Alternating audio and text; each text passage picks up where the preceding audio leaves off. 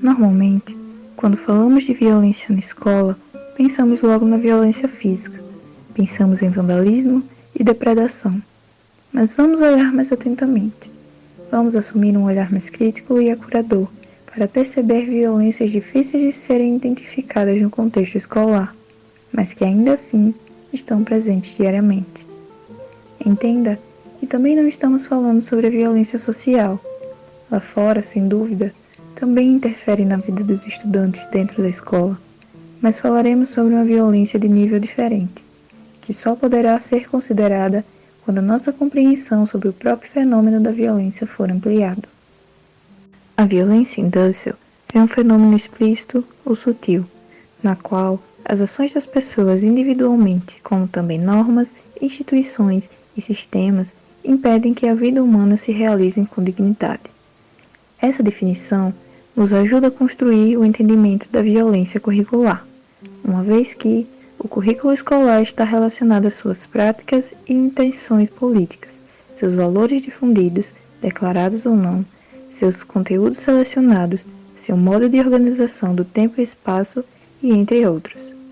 Podemos definir a violência curricular como as várias maneiras pelas quais os elementos e processos que constituem um currículo escolar negam a possibilidade do sujeito da educação escolar produzirem e desenvolverem as suas vidas de maneira humana, digna e em comunidade.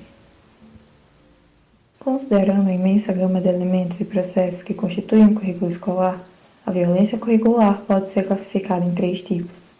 A violência curricular no nível material trata-se da violência curricular que impede ou obstaculiza o desenvolvimento da vida digna em comunidade, e ela pode ser percebida, por exemplo, nos conteúdos e sequências didáticas pré-determinadas, avaliações padronizadas em ranking, comparações e competições. A violência curricular no nível moral formal trata-se da violência da exclusão dos afetados nos processos decisórios e também de discursos ideológicos que se tornam hegemônicos no cotidiano sem maiores reflexões e considerações, e ela pode ser percebida na centralização das decisões sem discussões coletivas, além de discursos depreciativos.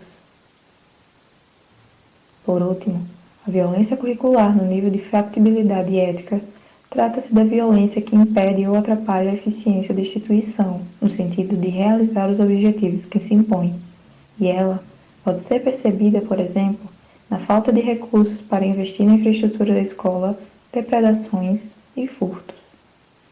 Entretanto, para compreender melhor acerca deste assunto, nada melhor do que escutar as pessoas que vivenciam diariamente a violência curricular. Então, vamos ouvi-las.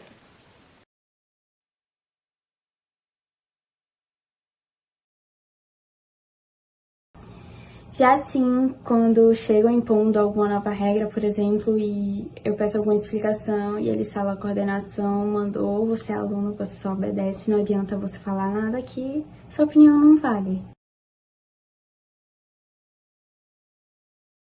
Eu acho bem pesada, por exemplo, tem um dia que eu tenho 5 aulas de física seguidas, então eu não consigo ficar focada todo esse tempo e muitas vezes eu acabo mais perdendo do que ganhando. Por outro lado, é importante para a fluidez da aula e para não ter quebra de raciocínio, mas mesmo assim eu acho uma carga horária bem pesada.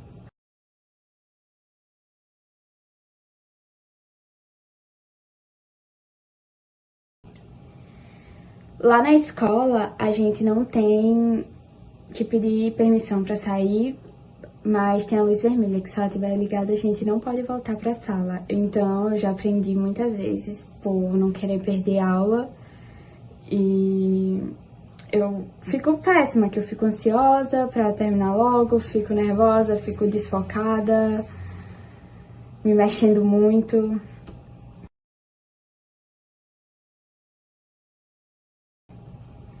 Nessa escola não, mas na escola anterior a gente era obrigada a participar de todos os eventos e em alguns deles eu não me sentia confortável para participar, mas como envolvia nota eu acabava tendo que participar de tudo. Lá no Ciências, por exemplo, todo simulado, todas as provas são simuladas e todo simulado tem um ranking. Então, aquela disputa para estar sempre em primeiro, que é alimentada pelos professores, como se já não bastasse a pressão que a gente sofre diariamente para o Enem, para poder ingressar numa faculdade.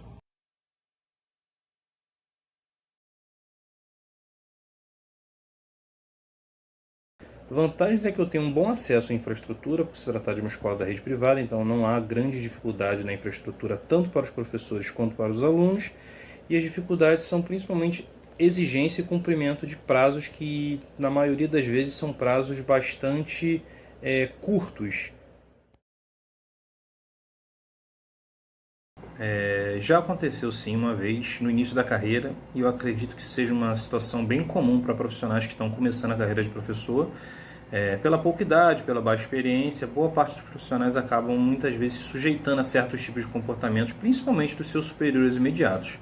Uma vez aconteceu comigo de ter uma ordem minha de sala de aula quase que instantaneamente desautorizada pelo meu superior imediato, que causou um intenso constrangimento comigo, com a turma, enfim, uma situação bastante complexa, mas acontece com bastante frequência sim, principalmente com profissionais mais jovens.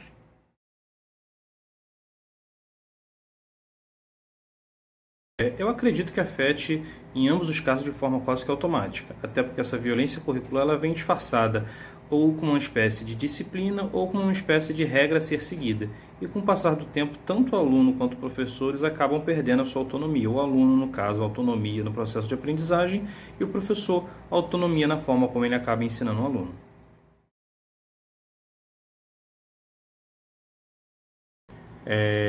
Continua sendo um desafio, acredito que esse desafio só se intensificou durante a pandemia, até porque diversos profissionais que não tinham o mínimo conhecimento de ferramentas tecnológicas, de aulas online, tiveram que acabar aprendendo num curto espaço de tempo para poderem manter as suas turmas informadas, com as aulas em dia e poderem manter seus próprios empregos. E sem contar o fato de que diversos professores tiveram inclusive um aumento de carga horária nesse período de pandemia, tirando dúvidas de alunos, propondo trabalhos fora do horário de aula, sem que esse aumento de carga horária tivesse qualquer tipo de compensação financeira. Então isso também é uma outra questão complexa que acabou ficando acentuada durante a pandemia. Explicitar o caráter curricular dessas violências nos permite acentuar o fato de que elas produzem efeitos, afetos, disposições, crenças, conceitos, preconceitos, enfim, elas fogem à identidade das pessoas que atuam na educação, violando a sua humanidade. Sendo assim, dialogar e refletir sobre a violência curricular escolar pode se desenvolver na busca pela compreensão crítica dos vários processos que existem, possibilitando encontrar formas de contorná-la. E é isso que o projeto Âncora, uma escola sem série, busca. Não há séries, salas de aula ou provas. A inclusão, a democratização do ensino e a filosofia da educação pela liberdade e empoderamento são apenas alguns de seus objetivos.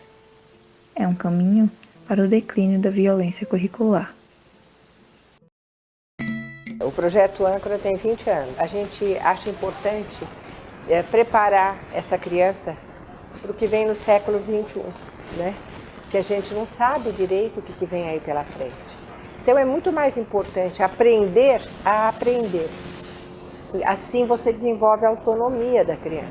Aqui na nossa escola não tem série, então se eu tenho o mesmo nível de autonomia que a outra pessoa, eu vou estudar junto com ela.